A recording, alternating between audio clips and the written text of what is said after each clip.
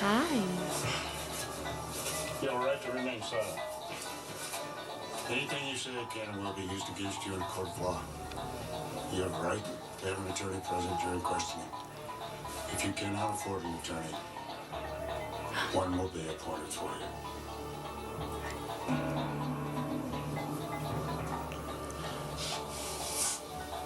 So you ready to tell me the truth now? Why you're being arrested? And don't say expired visa.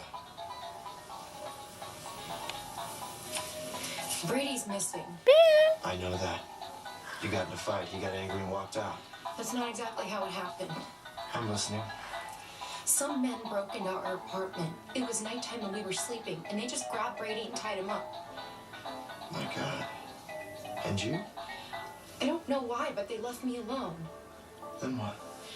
There was a struggle, and Brady knocked over a glass or something, and he cut his hand. There was blood everywhere. I tried to help him, but I couldn't, and then they just took him away. And then you called the cops. No, What? I wanted to, desperately, but Brady